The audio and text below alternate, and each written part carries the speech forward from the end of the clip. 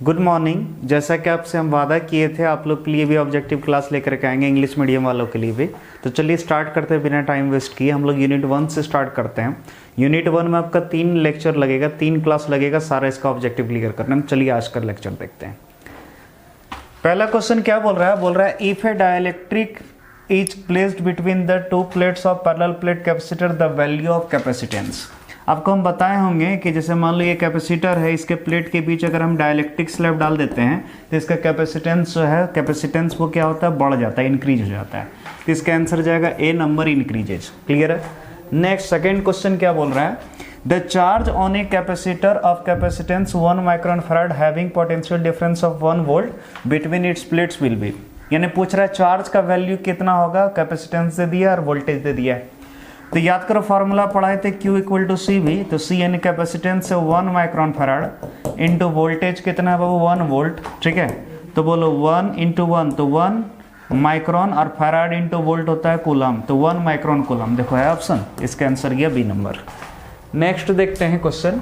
बोल रहा है force between two charge particle situated at A particle is F। ठीक है, इन दो चार्ज पार्टिकल है, उसके बीच फोर्स कितना लग रहा है, F। If the distance the two made half. ठीक है, इन दोनों के बीच का डिस्टेंस को आधा कर दिया, तो बोल रहा then the value of electric force will be. सुनना ध्यान से, इमेजिन करो ये चार्ज Q1 है, ये Q2 है, इसके बीच डिस्टेंस मान लो कितना D है, तब फोर्स F लग रहा है। क्लियर है। यही डिस्टेंस को अगर क्या कर दे, आधा कर दे। इमेजिन कीजिए इस दोनों चार्ज के बीच का जो डिस्टेंस है Q1 और Q2, इसके बीच का डिस्टेंस जो है आधा कर दिया, यानी D/2 कर दिया, तो अब कितना फोर्स लगेगा, यानी F डैश क्या होगा, ये पूछ रहा है। क्लियर है यार, हर बच्चा को पता होगा कि फोर्स जो है वो इनवर्सली प्रोपोर्शनल टू होता है R² R यानी डिस्टेंस के स्क्वायर का। ठीक है, तो बोलो F is inversely proportional R, मतलब डिस्टेंस क्या कर दिया, उसका आधा कर दिया। आधा यानी बोले तो 1/2 टाइम्स कर दिया। ठीक है, यानी उसका स्क्वायर। तो सिंपल सा बोल सकते हैं F is directly proportional to 1/1/4, तो इसको हम लिख सकते हैं 4। यानी सिंपल सा फोर्स जो है वो 4 टाइम्स हो जाएगा। यानी पहले अगर F था तब कितना हो जाएगा, 4F। है कहीं ऑप्शन? देखिए ए नंबर। नेक्स्ट आगे क्वेश्चन देखते हैं। थोड़ा जल्दी खींचेंगे, जल्दी खींचेंगे ताकि ज़्यादा से ज़्यादा क्वेश्चन कम टाइम में हम बता सकें। और जैसा कि आपको पता होगा, ठीक है, आप लोग से तो उतना टाइम बर्दाश्त नहीं होगा, शॉर्ट्स वाला ज़माना है। ठीक है, तो पूरा देख नहीं पाइएगा, हमको पता है, क्योंकि देखने के बाद फिर पाप भी लिखता है ज़्यादा देखोगे तो बोला था unit of epsilon naught is. Epsilon naught का यूनिट क्या होता है? तो इसका आंसर सिंपल सा फैराड पर मीटर। क्लियर है। चलिए आगे देखते हैं। बोल रहा है two capacitors each of capacitance C are connected in parallel the equivalent capacity is. बोल रहा है दो कैपेसिटर है, ध्यान समझिए, एक C और दूसरा भी C, दोनों को पैरेलल में कनेक्ट कर दिए तो इक्विवेलेंट कैपेसिटेंस कितना होगा? तो जानते होगे पैरेलल में डायरेक्ट जोड़ता है C + C, यानी इसका आंसर हो जाएगा 2C। क्लियर है, 2C ए नंबर। नेक्स्ट अगर जाते हैं क्वेश्चन, क्या बोल रहा है? Which of the following has unit volt पर मीटर। वोल्ट पर मीटर किसका यूनिट होता है? तो वोल्ट पर मीटर आपको हम बताए थे, ये यूनिट जो होता है वो आपका इलेक्ट्रिक फील्ड का होता है। किसका? इलेक्ट्रिक फील्ड का। है ऑप्शन, देखिए electric field D number. Next बोल रहा है 1 AMU is equal to 1 AMU। याद करो 1 एटॉमिक मास यूनिट होता है 1.67 इंटू 10⁻27 kg, यानी इसके बराबर होता है। देखो है ऑप्शन, ये देखिए ये जाएगा 1.6 ही दिया है, लेकिन चलेगा, कोई दिक्कत नहीं। नेक्स्ट जाते हैं। बोले dimension of charge is. Charge का डायमेंशन 80। क्लियर है, सिंपल सा क्वेश्चन, आसान था। लेकिन ऐसा नहीं सोचने का आसान क्वेश्चन है नहीं आएगा, तो ये आसान वाला भी आता है। ठीक है, ध्यान से देखते हैं। नेक्स्ट बोल रहा है sum of charge on collecting plate and condensing plate of a charge capacitor is. समझना ध्यान से, दो प्लेट होता है कैपेसिटर में।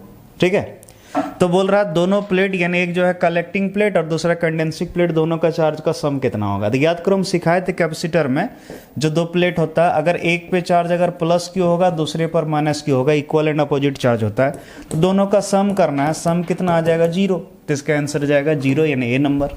नेक्स्ट अगर देखें, क्या बोल रहा है? If potential energy of an electric dipole of moment p vector in its position perpendicular to electric field E vector is taken 0, then its potential energy at an angle theta, ठीक है, with E vector and P vector is given by. यानी simple सा potential energy पूछ रहा है, और potential energy का हम फॉर्मूला सिंपल सा पढ़ाए थे, P vector dot E vector minus P vector dot E vector, B number, और कुछ नहीं, सिर्फ घुमा के पूछा है।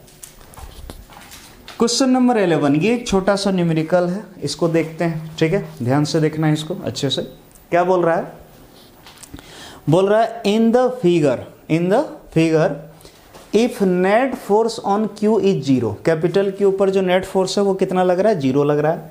Then value of Q by Q is, यानी capital Q by small Q का रेशियो दोनों का क्या होगा। ये आपको डायग्राम दिया है, ठीक है। अब जरा ध्यान से देखना, इसको थोड़ा यहाँ बनाते हैं हम, ध्यान से देखना।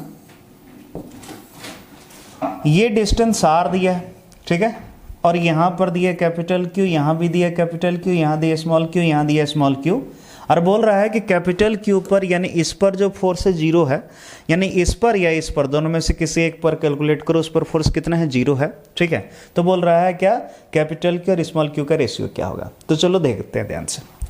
इमेजिन करो अगर ये दोनों सेम है तो समझ ही रहे होगा, अगर ये पॉजिटिव मानोगे तो ये भी पॉजिटिव ही होगा, यानी ये इसको क्या करेगा? रिपेल करेगा, यानी इस पर इधर फोर्स लगाएगा, मान लो F1, कितना? F1। अब देखो जीरो होने के लिए अगर आप चाहते हैं कि इस पर फोर्स जीरो होगा तो इसके लिए सिंपल सा कंडीशन ये है कि जितना फोर्स इधर लग रहा है उतना ही इधर लगेगा, तभी जीरो होगा। यानी दूसरा फोर्स जो होना चाहिए वो इधर होना चाहिए। अगर सोचो ये क्यू अगर इसको पॉजिटिव माना है तो इसको नेगेटिव मानना होगा, तभी क्या होगा? ये अट्रैक्ट करेगा, इधर फोर्स लगाएगा।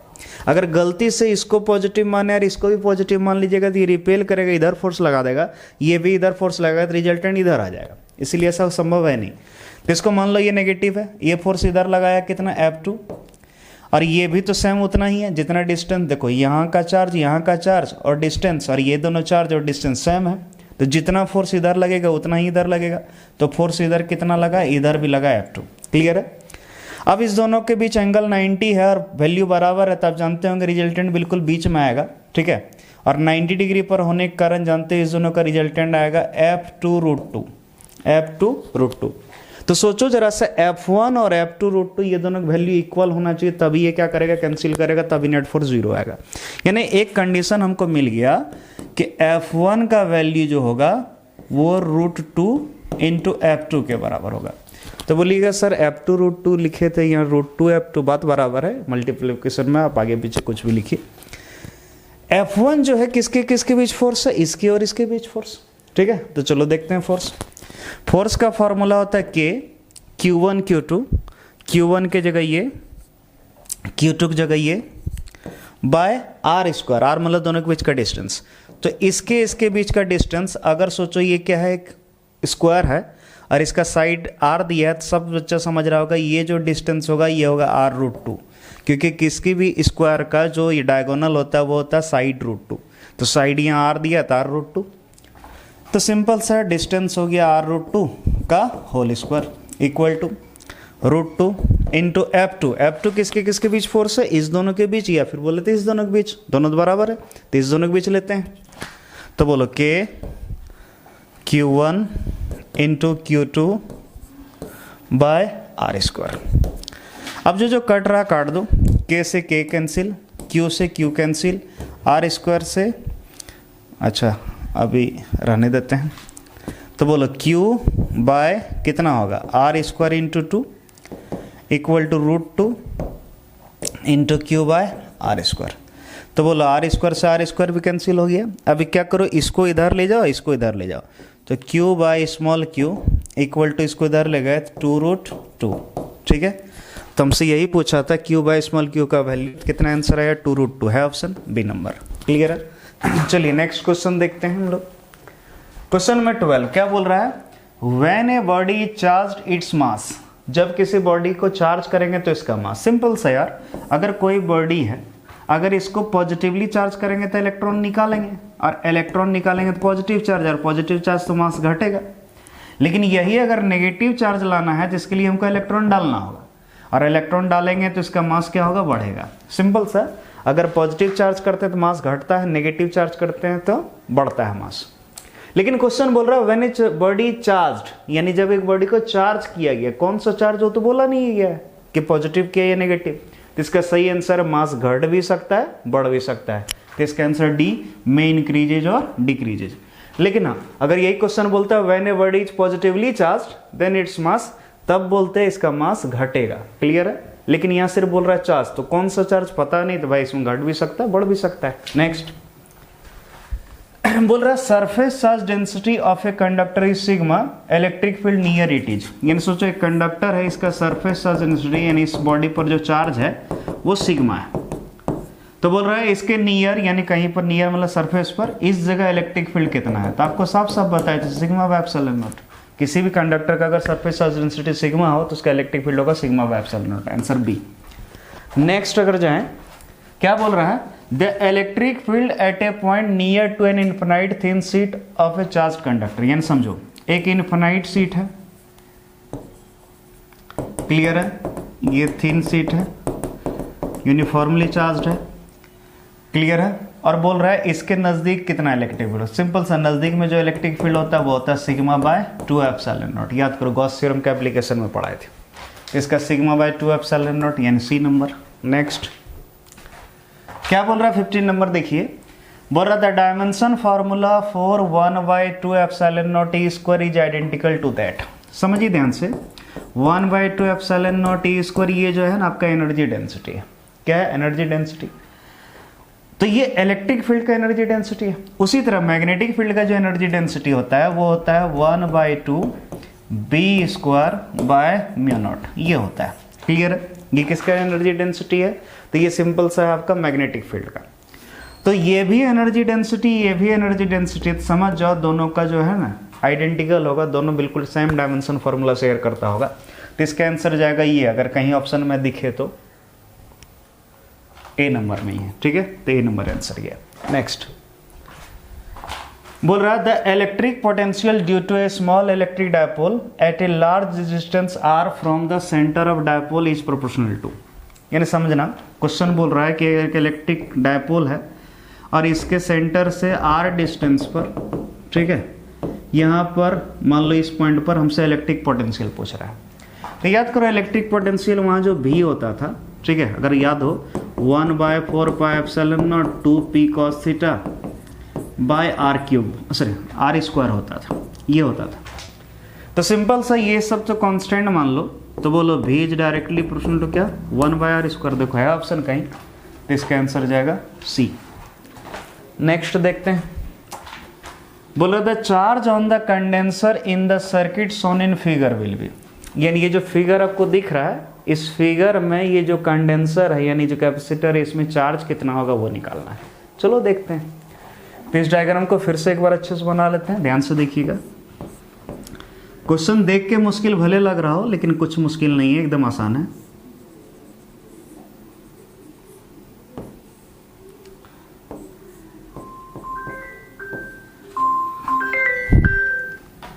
ध्यान समझिएगा, ये 12 वोल्ट है, ये 9 ओम है, ये 3 ओम है और ये 6 माइक्रोन फैराड है। और क्वेश्चन बोल रहा है कि ये जो डायग्राम दिख रहा है, ये जो फिगर दिख रहा है, इस फिगर में कंडेंसर में जो ये है इसमें कितना चार्ज स्टोर होगा वो। सबसे पहले यहाँ पर देखो ध्यान से, इमेजिन करो अगर ये बैटरी है, ठीक है, ये पॉजिटिव ये नेगेटिव, तो इधर से करंट फ्लो होगा आई। तो आई जब यहाँ पर आएगा फिर इसको दो रास्ता दिखाई देगा। तो वैसे तो करंट इसमें भी चलना चाहिए और इसमें भी चलना चाहिए, लेकिन इसमें चलेगा नहीं। बोलो क्यों? क्योंकि डीसी सर्किट है, डीसी में हम बताए थे कोई कैपेसिटर जो है वो इनफिनाइट रेजिस्टेंस की तरह काम करता है, यानी उसमें करंट फ्लो नहीं होता है। तो याद रखिएगा इसमें यहाँ पर जो है करंट फ्लो होने वाला नहीं है। तो जब इसमें जब करंट ही नहीं चल रहा, डेफिनेटली जो करंट यहाँ आया वही सारा करंट यहाँ चला गया। क्लियर है? यानी इसमें करंट तो आपका चलने वाला नहीं है, क्योंकि यहाँ पर जो इसका रेजिस्टेंस लगभग इन्फिनिटी हो जाता है। तो जब इसमें करंट नहीं चलेगा तो सारा करंट इसी में चला गया, यानी करंट जो आ रहा था वो इसको और इसको भी मिल गया। अब एक चीज और समझो, लेकिन बाबू ये और ये पैरेलल में है, और पैरेलल में याद रखना पोटेंशियल डिफरेंस सेम होता है, यानी इसका पोटेंशियल जितना होगा इसका भी पोटेंशियल उतना ही होगा। क्लियर है? अगर मान लो इसका पोटेंशियल अगर भी मानते हैं तो इसका भी कितना होगा भी। और सोचो यहाँ कैपेसिटेंस पता है, अगर किसी तरह भी पता कर लें तो सिंपल सा एक फॉर्मूला होता है Q = CV। C पता है, कैपेसिटेंस दिया है, भी अगर निकाल लें बस मल्टीप्लाई करेंगे चार्ज आ जाएगा। लेकिन बाबू सबसे पहले हमको पता करना होगा इसका भी कितना है। तो भाई इसका पता करने के लिए सिंपल से इसका अगर पोटेंशियल डिफरेंस भी पता कर लेंगे तो वो पता चल जाएगा। तो देखो कैसे निकालते हैं। सबसे पहले सर्किट में कितना करंट फ्लो हो रहा है वो निकालते हैं। तो याद करो I इक्वल टू होता है V by R, I equal to V by R, B यानी वोल्टेज कितना है 12 वोल्ट बाय आर मतलब रेजिस्टेंस। तो वो रेजिस्टेंस जो है ये दोनों सीरीज में है, ठीक है। तो टोटल रेजिस्टेंस हो गया 9 + 3 यानी कितना 12 ओम। तो ये हो जाएगा 12 यानी सिंपल सा 1 एम्पियर। यानी एक चीज पता चल गया कि करंट जो इसमें फ्लो हो रहा है कितना 1 एम्पियर। अब जब करंट 1 एम्पियर तो भाई इसका वोल्टेज निकालते हैं इसका, ठीक है। तो बोलो अगर हम वोल्टेज निकालें तो V इक्वल टू क्या होता है IR फॉर्मूला, ठीक है, पढ़े होंगे। V इक्वल टू IR, तो करंट कितना 1 एम्पियर इंटू R मतलब रेजिस्टेंस जिसका वोल्टेज निकालना है। तो इसका वोल्टेज निकालना है, ठीक, कितना है 3, यानी आंसर निकला 3 वोल्ट। कितना 3 वोल्ट। यानी एक चीज पता चल गया इसका वोल्टेज 3 वोल्ट। अगर इसका 3 वोल्ट तो इसका भी 3 वोल्ट। क्लियर है, क्योंकि दोनों का वोल्टेज सेम है। अब चार्ज निकालना अभी हम तुरंत सिखाए थे। सो बोलो Q इक्वल टू क्या है CV, C यानी कैपेसिटेंस, ठीक है, कितना है 6 माइक्रोन फराड लिखिए, इंटू V वोल्टेज कितना 3 वोल्ट। तो आंसर हो गया 6 × 3 18 माइक्रोन फराड इंटू वोल्ट यानी कूलम, 18 माइक्रोन कूलम है ऑप्शन। तो देखिए इसका आंसर ए नंबर गया 18 माइक्रोन कूलम। क्लियर है। नेक्स्ट देखते हैं क्वेश्चन। बोल रहा 2 capacitor C1 equal to 2 micron farad and C2 equal to 4 micron farad are connected in series. बोल रहा 2 कैपेसिटर है, C1 का वैल्यू 2 माइक्रोन फराड, C2 का 4 माइक्रोन, वो सीरीज में कनेक्ट किया। And A potential difference of 1200 volt is applied across it, और उसके बीच का पोटेंशियल डिफरेंस कितना अप्लाई कर दिए 1200 वोल्ट। बोल रहा है if it potential difference across 2 micron farad will be, यानी 2 माइक्रोन फराड वाला जो कैपेसिटर है उसके बीच का पोटेंशियल डिफरेंस पूछ रहा है। कुछ नहीं दिक्कत है। चलिए सबसे पहले डायग्राम देखिए।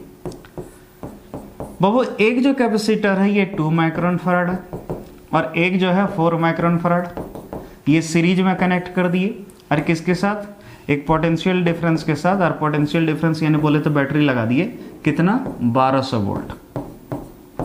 क्लियर है। और हमसे पूछ रहा है कि भाई इसका पोटेंशियल डिफरेंस कितना होगा, इसका मान लो V1, तो V1 का वैल्यू पूछ रहा है।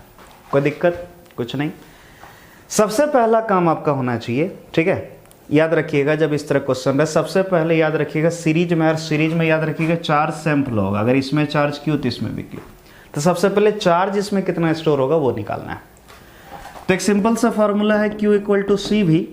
तो यहाँ जो C लेना है ये इक्विवेलेंट लेना है, इक्विवेलेंट मतलब दोनों मिला करके, ठीक है। और 2 और 4 सीरीज में है, अगर इसका इक्विवेलेंट कैपेसिटेंस निकालेंगे तो इक्विवेलेंट कैपेसिटेंस निकालने के लिए हम बताएं तो दोनों को पहले मल्टीप्लाई कीजिए, यानी 8 बाय दोनों को जोड़ दीजिए 6, 8/6 यानी कितना 4/3 माइक्रोन फराड, इसके इक्विवेलेंट आया।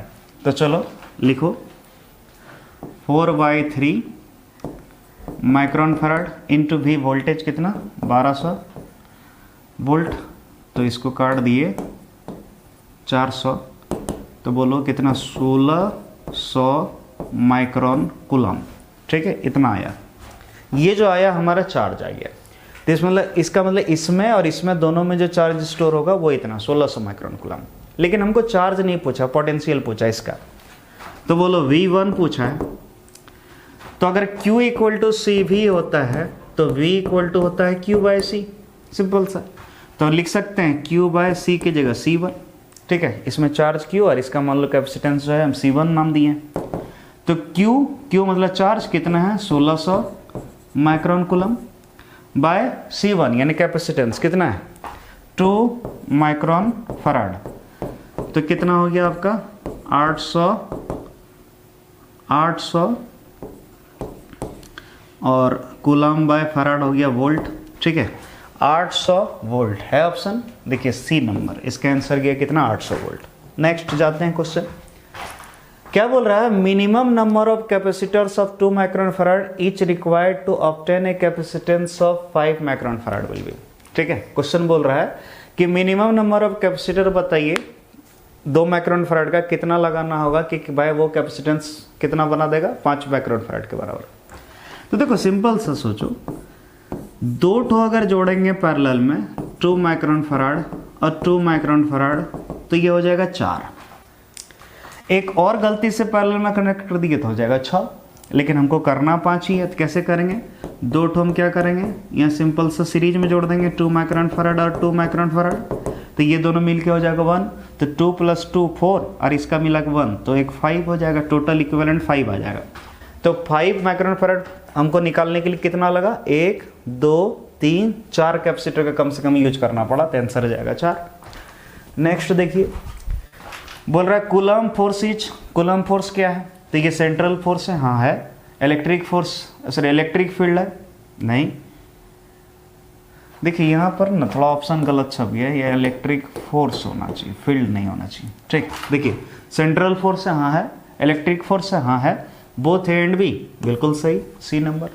नेक्स्ट देखिए क्या बोल रहा है, in the uniform electric field exist, ठीक है, along x axis the equipotential equipotential is along, यानी बोल रहा है यूनिफॉर्म इलेक्ट्रिक फील्ड है एक्स एक्सिस की ओर, तो इसका इक्विपोटेंशियल सरफेस किस प्लेन में होगा?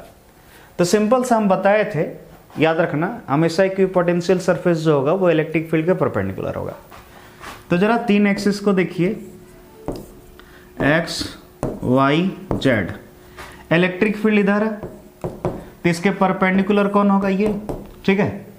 तो सोचो अगर ये एक्स में है तो ये वाई जेड प्लेन में होगा, तो देखो है ऑप्शन वाई जेड प्लेन। और देखो हम सिंपल से इतना डायग्राम बनाने की भी जरूरत नहीं, सीधा सा हम बता देते हैं। ठीक, यहाँ कौन एक्सिस में इलेक्ट्रिक फील्ड? एक्स में, तो 3 एक्सिस होता है एक्स वाई जेड, जिसमें इलेक्ट्रिक फील्ड होगा तो एक्स में है, तो एक्स को छोड़ के जो 2 बचा, कौन बचा? वाई जेड, वही आंसर लिख देना, सिंपल सा। ठीक है, आगे देखें, बोल रहा था quantum of electric charge in ESUH, quantum of electric charge ESU में जानते होंगे, क्वांटम कहते हैं कि मिनिमम अमाउंट ऑफ चार्ज, और किसी भी बॉडी पर जो है मिनिमम अमाउंट ऑफ चार्ज कितना होता है? जब एक इलेक्ट्रॉन निकालते हैं, यानी एक इलेक्ट्रॉन निकालते हैं, यानी उसका चार्ज होता है 1.6 × 10⁻19 कूलम, ये है क्वांटम चार्ज।